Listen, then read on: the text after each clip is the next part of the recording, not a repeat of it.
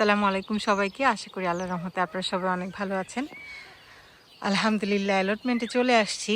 Last কয়েকদিন একটু ঠান্ডা পড়ছে, রাতের বেলা একটু বৃষ্টি বৃষ্টি সাথে অনেক ঠান্ডা পড়ছিল। একটু ভয় লেগেছে, মনে হয়েছে হয়তো সিজনটা শেষ। আর যেই সবজিগুলো আছে সেগুলোর কি হবে একটু ভয়ে ছিলাম, কিন্তু আল্লাহর রহমতে আজকে দেখছি ওয়েদারটা আবার পিক করেছে, একটু গরম গরম আছে। আমাদের শরীরে ভালো না লাগলেও আমাদের সবজিগুলো গরম ভীষণ ভালোবাসে। আজকে এই পাশ থেকে দেখাচ্ছি, গাছে এসে পানি দেয়া হয়ে গেছে, বাট এখনও পানি রিফিল করিনি। দেখেন আল্লাহর রহমতে আমার এই শিমের চারাটা, এটা হচ্ছে ফুলগুলো সব ঝরে পড়েছে উপরের দিকে, হয়তো এই যে দেখেন এই যে এরকম গোলাপি ফুল। এইটার জাতটা আমার জানা নেই, এরকম ফ্ল্যাট হয় আর বীজ হতে অনেক সময় লাগে। এটা কিন্তু কেরালা শিম না। আমি যদি একটু দেখাই, মাশাআল্লাহ আল্লাহুম্মা বারিকলা, দেখেন নিচ থেকে এই যে হচ্ছে, এইদিকে আছে, এই যে এটাতে বীজ হয়েছে মাশাআল্লাহ।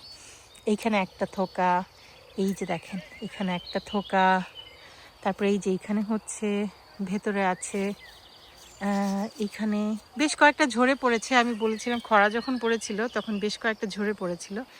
এই যে দেখেন একটা থোকা এখানে ভেতরে, এই যে এখানে একটা, আর এটার ফুল উপর পর্যন্ত গেছে। এটা হচ্ছে কেরালা শিমের ফুল আসছে, আর ওই যে দেখেন উপরে ভেতর পর্যন্ত গেছে ফুল।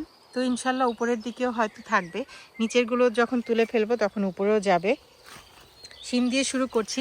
আমার খাটো জাতের শিমগুলো সবই নষ্ট হয়ে গেছে, এখন আবার দেখা যাচ্ছে দু একটাতে ফুল আসছে। এই যে একটা কেরালা শিমের চারা, এই যে দেখেন মাশাল্লাহ, এই যে অনেক অনেক শিম আলহামদুলিল্লাহ। কিছু শিম হারভেস্ট করতে হবে খুব জলদি, ইনশাল্লাহ আরেকটা হারভেস্টের ভিডিও আপনাদের সাথে শেয়ার করব। এই যে দেখেন এই পাশ থেকে দেখাচ্ছি, অনেক অনেক শিম হয়েছে আলহামদুলিল্লাহ, আল্লাহুম্মা বারিকলা, আল্লাহর অশেষ রহমত।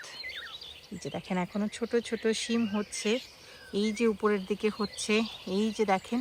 আর এটাই দেখাচ্ছিলাম, ওই যে দেখেন ফুল ভেতরে চলে গেছে। তো এই পাশে শিম, এই পাশে লাউ, দুইটা একসাথে হয়ে দেখেন ঝোপঝাড় হয়ে গেছে, একদম একদম ঝাড় হয়ে গেছে। এই যে এদিকে আরও কেরালা শিম দেখেন মাশাআল্লাহ আল্লাহুম্মা বারিকলা। এই যে এখান দিয়ে হচ্ছে, এই চারাটাতে বেশ একটু কালো কালো পোকা হয়ে গেছে, কালো মাছি, কিন্তু আমি কিছুই করব না, এগুলো থাকতে এভাবেই, স্প্রে করব না, দেখা যাক যতটুকু হয় হবে। এই যে এখানে একটা মরিচের চারা, সেদিন অনেকগুলো মরিচ নিয়ে গেছি, এখানে আরেকটা কাঁচা মরিচের চারা। এই যে দেখেন আমার বেগুনের চারাতে মাশাআল্লাহ এই যে বেগুন হচ্ছে। এইগুলো এই লাউয়ের প্লটের যে পাশের বেগুনের চারাগুলো সেগুলো, এটাতে এখনো দেখা যাচ্ছে না কিছু, এইখানে দেখা যাচ্ছে ফ্লাওয়ার হয়েছে। আর দেখেন এই যে ছোট্ট একটা, তো আলহামদুলিল্লাহ এটা পিক করেছে, ইনশাল্লাহ হবে। এই যে দেখেন আমার ইটালিয়ান স্নেক গোর্ড মাশাল্লাহ, এটাকে একটু আম্মা বলছিলেন যে একটু কিছু দিয়ে দিতে, নিচে না হয় পচে যাবে, যেহেতু বীজের জন্য রেখেছি। তো মাশাল্লাহ দেখেন সুবহানাল্লাহ আল্লাহু আকবার, কত লম্বা হয়ে গেছে।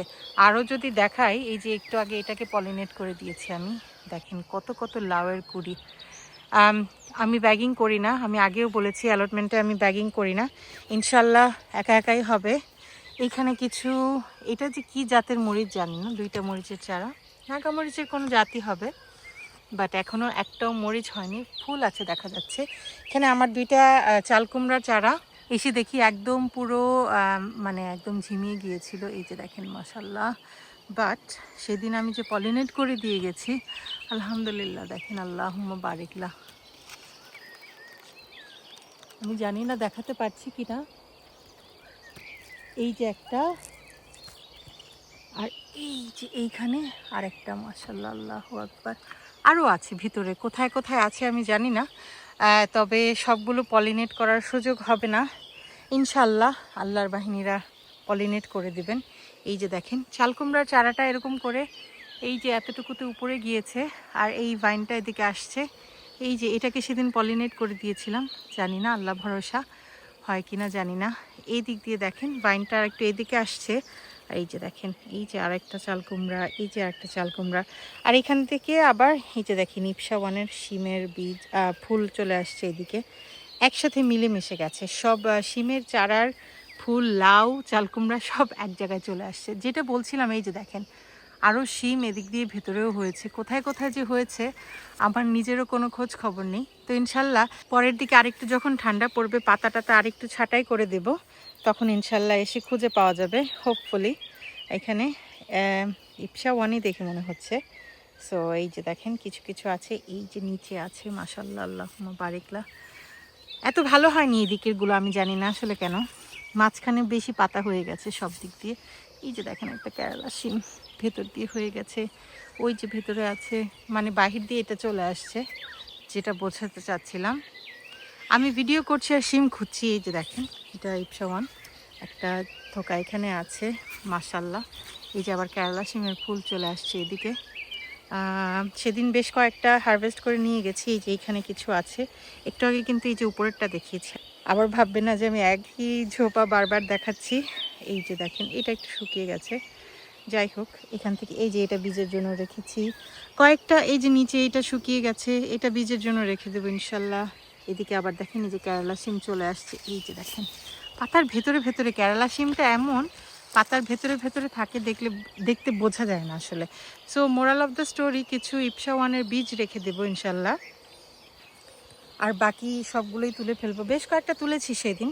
এই যে যেমন এই নিচেরগুলোকে বীজ করে রেখে দেবো ইনশাল্লাহ। এই যে এটা আছে, এগুলোকে হয়তো বীজ রেখে দেবো আর উপর থেকে করবো। এই যে দেখেন উপরে আরও এদিক দিয়ে হচ্ছে ওকে যে ডালে।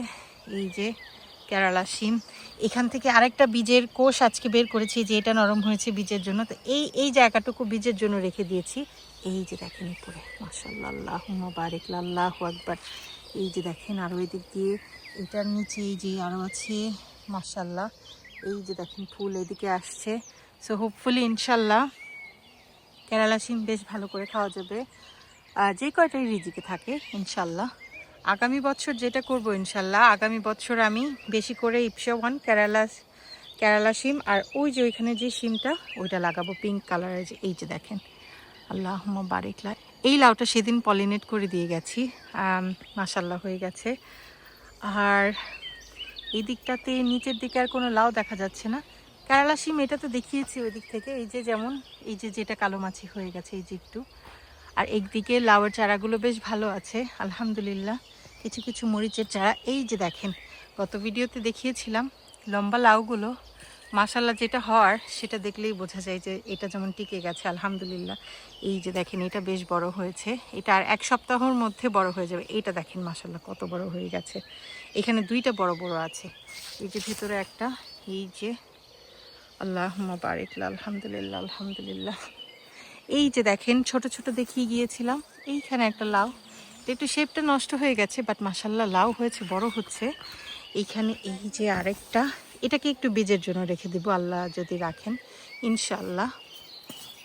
আরও অনেকগুলো সেদিন পলিনেট করেছি, আম্মা আমি বড় আপু আমরা আসলে আমরা পলিনেট করে দিয়ে যাই, ভাবি যে হলে হলো না হলে নাই, আল্লাহ যদি কপালে রাখেন ইনশাল্লাহ হবে। আরও দেখেছিলাম এখন খুঁজে পাচ্ছি না, না এই তো এই যে খুঁজে পেয়েছি দেখেন মাশাল্লাহ। এই যে দেখেন আল্লাহুম্মা বারিক লা, এই দুইটা দেখে মনে হচ্ছে টিকে যাবে ইনশাল্লাহ। এই তো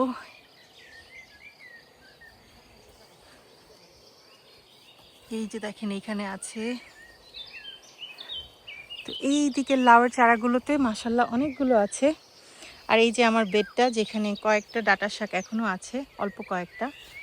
এই যে দেখেন এখানে এই যে বিন্দু লাউ, সেদিন ছোট ছোট দেখে গিয়েছিলাম, এটাকে বীজের জন্য ইনশাল্লাহ রেখে দেবো। বিন্দু লাউ আর একটাও রাখিনি, এটা রেখে দেবো। আরও বীজ আমার কাছে দেশ থেকে আনা সেটা আছে, কিন্তু যদি সেগুলো থেকে না হয় নতুন বীজ থেকে ভালো হয়, এই জন্য এটা বীজের জন্য রেখে দেবো। এই যে দেখেন আলহামদুলিল্লাহ, এই যে আর একটা বীজের জন্য রেখে দেবো ইনশাল্লাহ। এই যে খুব সুন্দর করে হচ্ছে। আর এই যে দেখেন আল্লাহু আকবার আল্লাহু আকবার আল্লাহু আকবার মাশাল্লাহ, আল্লাহর অশেষ রহমত, আল্লাহর অশেষ রহমত। এই লাউগুলো দেখিয়ে গিয়েছিলাম, এখন বেশ বড় বড় হয়েছে, আসলে ক্যামেরাতে দেখে বোঝা যায় না। এই দুইটা লাউ ইনশাল্লাহ হারভেস্ট করে ফেলতে হবে। এই যে দেখেন আরেকটা টিকে গেছে মাশাল্লাহ। আর সেদিন দেখাচ্ছিলাম দুইটা লাউ, আমরা ভেবেছিলাম হবে না, দেখেন মাশাল্লাহ কত বড় বড় হয়ে গেছে। একটু শেপটা নষ্ট হয়ে গেছে বাট খেতে পারলে হলো, শেপ দিয়ে কোনো কিছু না, খাওয়া দিয়ে কথা। এখানে যে কর্জেটটা ছিল দেখেন পাউডারি মিলডিউ হয়ে গেছে, আরেকটা ছোট কর্জেট ছিল সেটা নষ্ট হয়ে গেছে। সো এটাকে বীজের জন্য রেখে দিয়েছি, আরেকটু পেকে গেলেই সরিয়ে ফেলবো। আর আজকে যেটা করব বেশ কয়েকটা পাতা ছেটে দেবো যেন এই পাতাগুলো থেকে লাউয়ের পাতায় না যায়, ওইটা বীজের জন্য রেখে দিয়েছি ইনশাল্লাহ। এই দিকটাতে আমার বেগুন আর সাবমারিন চিলি, নাগার চিলি কিছু চারা আছে।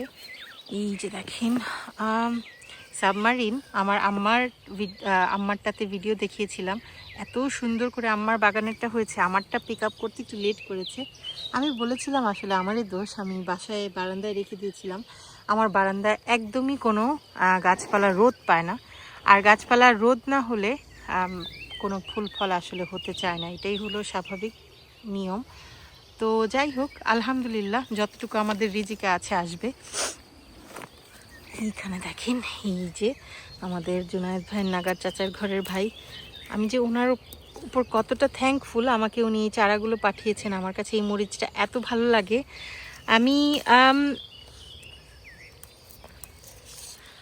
আমি একটা কথা সবসময় বলি, আমার টাকা দিয়ে কোনো কিছু কিনতে কোনো অসুবিধা নেই, কিন্তু অনেকের কাছে চেয়ে আসলে পাই না।